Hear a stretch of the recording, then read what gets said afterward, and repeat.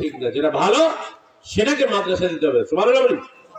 আমার ভাইরা, সদকায়ে জারিয়া, সদকায়ে জারিয়া হলো টাকা পয়সা না, গভীর ভাবে তাকে দেখলাম কত দশতলার মালিক ঢাকা ঘুমায় রয়েছে নামাজ ছাড়া, জোরে বলুন নাউজুবিল্লাহ। আর কত রাস্তার মানুষ কি সুন্দর করে মসজিদে যায়, কথা ঠিক কিনা? গভীর ভাবে শুয়ে শুয়ে দেখলাম এমন একটা স্থান, এমন একটা কবর সামনে আসতেছে, যেই কবরের কোনো তালা নাই, কোনো কি নাই, তালা নাই। এই কবরটা বানাইতে টাকা লাগে না, পয়সা লাগে না, কিচ্ছু লাগে না, কিন্তু একটা জিনিস লাগে, চোখের পানি, জোরে বলুন সুবহানাল্লাহ, এবং সহিনিয়ত লাগে, ঈমান লাগে, আমল লাগে, জোরে বলুন সুবহানাল্লাহ। সেই সদকায়ে জারিয়াটা এই বাড়ির সামনে মাদ্রাসাটার দিকে তাকাইলে কোরআনের দিকে দৃষ্টি পড়ে। আমরা সবাই কোরআন শরীফ শিখবো এবং ছাত্র পড়াইবো, এখানে এসে সময় দেব, টাকা দিয়া, পয়সা দিয়ে, সময় দিয়া, সব দিক দিয়ে আমরা এই মাদ্রাসা দিয়ে খেয়াল করবো। এটা হলো সদকায়ে জারিয়া। আলেমের বাবা হইলে এই সন্তানটা জানাজার পরে চোখের পানি ছেড়ে ছেড়ে দিয়ে বলবে, রব্বির হামহুমা কামা রব্বায়ানি সগীরা, বলুন আমিন। ইমাম জানাজার নামাজ পড়াইলে চোখের পানি আসতে পারে, না আসতে পারে, যে নাকি আপন সন্তান তার চোখের পানিটা বাবার মৃত্যুর সাথে সাথে জমিনে পড়া আরম্ভ হয়ে যায়। আল্লাহর নবী বলেন, যে সন্তানটা চোখের পানি জমিনে পড়ে যায়, তার এই চোখের পানিটা জমিনে পড়ার আগে আগে আমার আল্লাহ তাকে মাফ করে দেয়। 3 নম্বর হলো নেক্সট সন্তান। কোন সন্তান? যেই সন্তান আজান দিতে পারে, জোরে বলো সুবহানাল্লাহ। যেই সন্তান মা বাবার জন্য দোয়া করতে পারে, যেই সন্তান মাহফিল করতে পারে, যেই সন্তান মা বাবার খেদমত করতে পারে, এই সন্তানটা যদি আমি বানিয়ে যাই, আমি যদি নামাজি হয়ে যাই, আমার সন্তান অবশ্যই নামাজি হয়ে যাইব, জোরে বলো সুবহানাল্লাহ। এই মাদ্রাসাটা নবীর ঘর। কার ঘর? নবীর ঘর।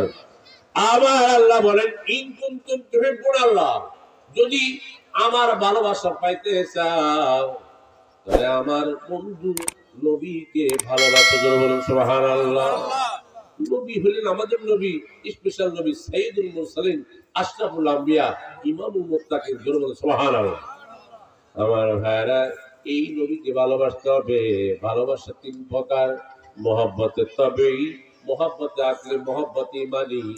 নবীকে ভালো না বাসলে তিনটার কোনোটাই থাকবে না, মুমিন হওয়া যাবে না, মুসলমান হওয়া যাবে না। আমরা অবশ্যই নবীকে কি ভালোবাসবো। তাহলে ফাত্তাবিউনি, নবীকে ভালোবাসলে সত্যভাবে ভালোবাসতে হবে।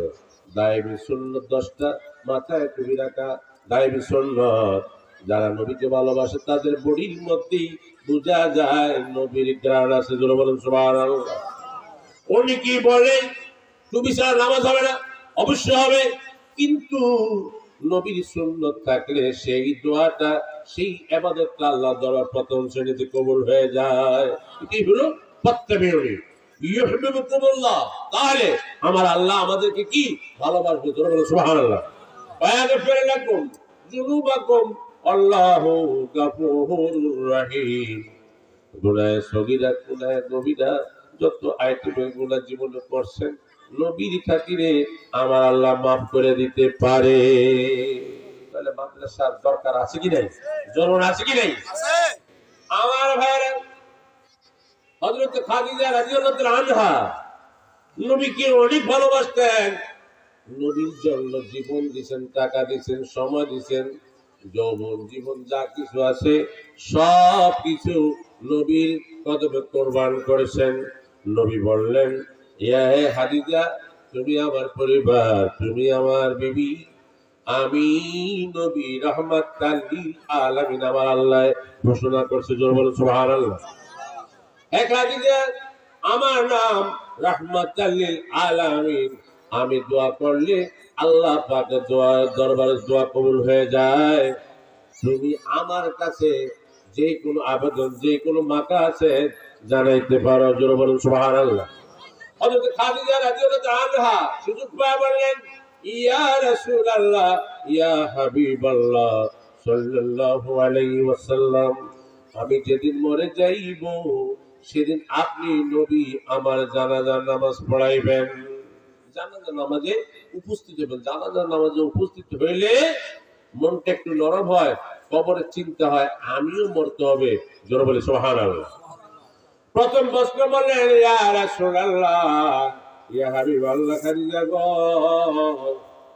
যে তোমার প্রশ্ন করতে পারো, কয় ইয়া রাসূলুল্লাহ আমি যেদিন মারা যাইব, মৃত্যুবরণ করব, সেদিন আপনি নিজেই আমার জানাজার নামাজ পড়াইবেন। জোরে বলুন সুবহানাল্লাহ। দুই নম্বর হলো ইয়া রাসূলুল্লাহ আর কি প্রশ্ন?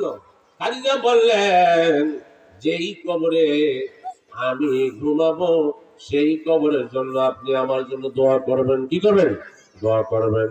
তিন নম্বর হলো ইয়া রাসূলুল্লাহ আমার কাপড়টা আপনি নিজে পরাই দিবেন। সুবহানাল্লাহ বলি। চার নম্বর হলো ইয়া রাসূলুল্লাহ যেই কবরে আমাকে রাখবে সেই কবরের পাশে দাঁড়াইয়া আপনি দোয়া করবেন এবং বলবেন আল্লাহ আমার খাদিজাকে আপনি মাফ করে দেন। জোরে বলুন সুবহানাল্লাহ। খাদিজা ইন্তেকালের পরে আল্লাহর নবী ওসিয়ত পূর্ণ করলেন, নিজেই জানাজার নামাজ পড়লেন। জোরে বলুন সুবহানাল্লাহ। দুই নম্বর হলো খাদিজা বললেন ইয়া রাসূলুল্লাহ যে কবর অত্যন্ত কঠিন জায়গা, সেই কবরে একবার শুইলি দুনিয়ার কোন মানুষ আর উঠে আসতে পারে না। পারছে? পারে নাই। সেই কবরের জন্য আল্লাহর নবী দোয়া করলেন এবং রাসূল নিজেই কাপড় পরাইলেন, নিজেই কবরে রাখলেন। রাখার পরে হযরত খাদিজা রাদিয়াল্লাহু তাআলা আনহাকে কাপড় সব কমপ্লিটের পরে আল্লাহর নবী কবরের পাশে দাঁড়ায় রইলেন। মুনকির নেকির আসে নাই। জিবরিল আয়েশা বলে ইয়া রাসূলুল্লাহ ইয়া হাবিবাল্লাহ আপনার দাঁড়াতে হবে না, আপনার খাদিজা আপনাকে ভালোবাসার কারণে আমার আল্লাহ নিজেই খাদিজার প্রশ্নের উত্তর দিয়া দিয়েছে। জোরে বলুন সুবহানাল্লাহ। তাহলে আমরা সেই নবীর প্রেমিক হইয়া আমরা নবীকে ভালোবাসতে পারি কি পারি না? মাদ্রাসাকে ভালোবাসতে পারি কি পারি না?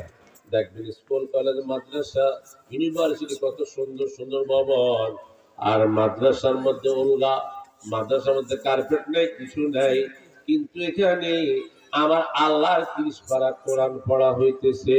শুনুন আউযু বিল্লাহি মিনাশ শাইতানির রাজীম বিসমিল্লাহির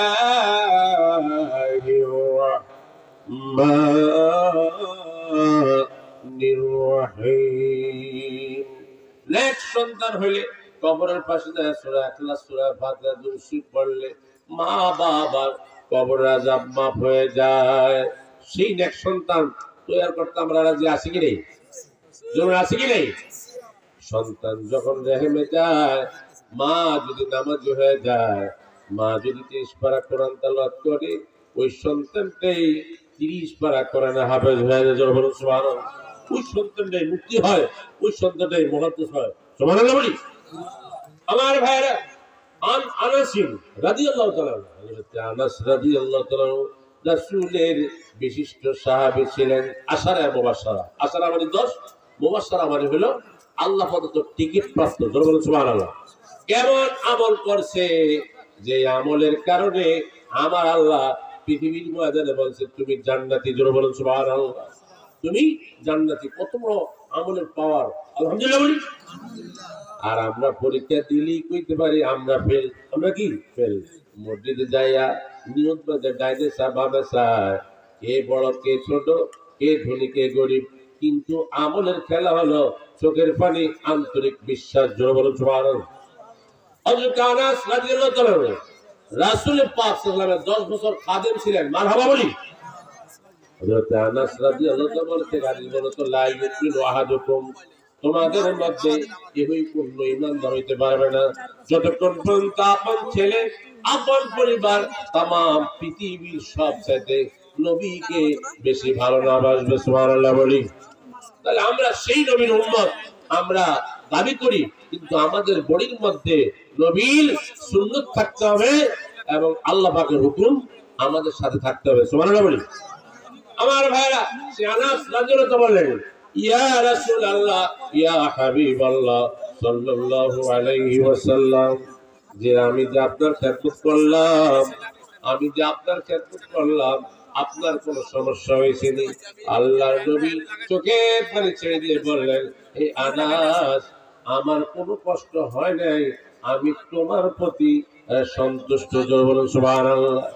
এই জন্য সাহাবায়ে কেরামের নামের সামনে রাদিয়াল্লাহু তাআলা আনহু, আল্লাহ এবং নবী তাদের প্রতি সন্তুষ্ট হয়ে গেছে। কিসের কারণে? আমলের কারণে। কিসের কারণে? আমলের কারণে। তাহলে আমরা কি আমল করতে রাজি আছি ইনশাআল্লাহ? আর ধরুন রাজি আছি কি নাই? কিছুদিন আগে এখানে একটা ফুটবল খেলা হয়েছিল। ফুটবল খেলা আসরের আগে বেরিয়ে গেছে মাঠ। আলহামদুলিল্লাহ কইবেন না সুবহানাল্লাহ করে আমি চিন্তা করতে পারছি। আর কিন্তু এই মাগরিবের আগে থেকে বয়ান যে হুজুরা শুরু করছে, ওয়াজ কিন্তু আমগর থেকে আমদারা কোনো কম জানেন না। বুঝছে কেন প্যান্ডেলে আসলেন না? এত লক্ষ টাকা খরচ করিয়া মাদ্রাসা করা হলো, কোরআন কি বিক্রি হয়? নবী দুরূদ কি বিক্রি হয়? একটা নেক কি এই কবরের মধ্যে টাকা দিয়ে কিনা যাইব? সুতরাং আমরা বুঝতে শুনি না, আমরা মসজিদে আসতে রাজি না। মসজিদে আসছে কি? রাসূল হেরা করেছিলেন, জিবরাইল যা পায় নাই, যায় দেখে রাসূল নামাজ পড়তেছে, সেজদায়। জোরে বলো সুবহানাল্লাহ। ওয়াজ দিলে হলো না, ফজরের সামনে থাকতে হবে, ফজরের সামনে থাকতে হবে। সম্মানিত অভিভাবক বিন্দুদেরকে আমি হাতে পায়ে ধরে বলি, আপনার সন্তানকে আপনি বুঝাইয়া শুনাইয়া আপেল কলা খাওয়াইয়া ওলা কলিজা ডব করিয়া মসজিদে নিয়ে খাড়া করবেন, মানে আলহামদুলিল্লাহ। কথা ঠিকই না? ইমাম সাহেবকে বলবেন, ইমাম সাহেব আপনি এখন আজান দেন না, আমার ছেলেটা আজান দিব। এই কথাটা কয়ে লোকই পায় না। অথচ আমাদের টাকা দিতেছে, বেতন দিতেছে, খাওয়াইতেছে, সব কিছু করতেছে, কিন্তু এখানে রাজনীতি মাদ্রাসা ভর্তি করাবেন না। এই হুজুরকে টাইম নেই, মোল্লাকে বেরলে জোর বলি নাও। কথা ঠিকই না? কিন্তু আধুনিক স্টাইলে না, হুজুররা ভালোই আছে, আলহামদুলিল্লাহ। তাহলে আজকের মাহফিলটা এখনো ভরলো না, একটা আমি অত্যন্ত কষ্ট পাইলাম। যারা ঘোরাফেরা করছেন, বিশেষ বক্তা, প্রধান বক্তা, আমরা আপনাদের পাশে আছি। 31 জানুয়ারি আরেকটা মাহফিল এখানে হবে, সকলের দাওয়াত। আপনারা সবাই এই বার্ষিক মাহফিলটা সাফল্যমণ্ডিত করার জন্য আমি এলাকাবাসীকে হাত জোর করে অনুরোধ করলাম, আপনারা এক্ষুনি প্যান্ডেলে চলে আসুন। মহান আল্লাহ রাব্বুল আলামিন যেন আমাদের সবাইকে মাদ্রাসার খাদেম বানিয়ে দেয়, মসজিদের খাদেম বানিয়ে দেয়, আলেমদের খাদেম বানিয়ে দেয়, এবং আমরা যেন মুরব্বীদের খেদমত করতে পারি। আল্লাহ পাক যেন স্টেজে নিচে যারা আছে সবাইকে আল্লাহ কবুল করে। সবাই মারহাবা, সবাই বলি আমিন। নারায়ে তাকবীর, নারায়ে তাকবীর। আমিও শুনলাম মাদ্রাসা, আল্লাহ পাক কবুল করে। সবাই আমিন। আমাকে ভালোই টাইম দিছে, ভাবছিলাম 20 মিনিট পাবো, অন্তত 30 মিনিটে পাইছি, অত্যন্ত খুশি হলাম। আসসালামু আলাইকুম রাহমাতুল্লাহি ওয়া বারাকাতুহু। আলহামদুলিল্লাহ। সম্মানিত উপস্থিতি, আপনারা আলোচনা শুনতেছিলেন। আল্লাহ তাআলা যে আলোচনা আমরা শুনলাম, কোরআন ও হাদিস অনুযায়ী আমাদের সকলকে আমল করার তৌফিক দান করেন। এখনো যারা